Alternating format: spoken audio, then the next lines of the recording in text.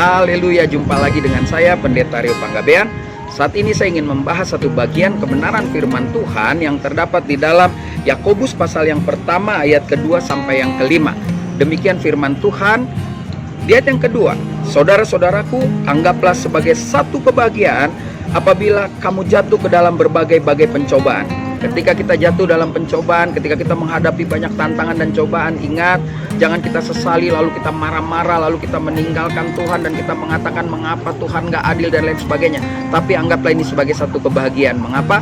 Karena dengan bersuka cita menghadapi persoalan, maka semuanya bisa kita atasi dengan penuh pengharapan kepada Tuhan. Ayat selanjutnya di ayat yang ketiga dikatakan, sebab kamu tahu bahwa ujian terhadap imanmu itu menghasilkan ketekunan.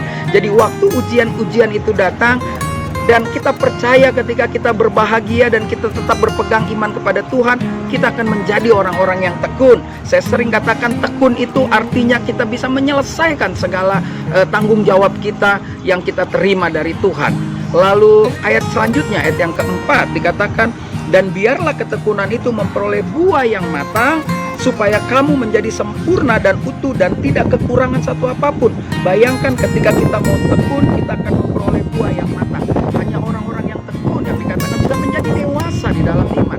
Buahnya menjadi matang, dan orang yang melihat kehidupannya pasti juga akan terberkati dan menjadi kuat menghadapi segala persoalan. Lalu ayat yang terakhir, ayat yang kelima dikatakan, dan apabila di antara kamu ada yang kekurangan hikmat, apabila saudara dan saya kekurangan hikmat, di sini dikatakan dengan jelas, hendaklah ia meminta kepada Bapa di surga. Saudara dan saya, ketika kita sepertinya mengalami jalan buntu dan sepertinya nggak ada jalan keluar, kita kok kekurangan hikmat, mintalah kepada Bapa di surga. Maka tadi sudah dikatakan, dia akan memberikan kepada semua orang dengan murah hati. Bapa di surga memberikan hikmat dengan tidak hitung-hitungan. Bapa di surga memberikan hikmat, dikatakan dengan murah hati. Dan yang menarik lagi dikatakan firman Tuhan, ketika dia memberikan hikmat, dikatakan dengan tidak membangkit-bangkitkan, maka hal itu diberikan kepadanya.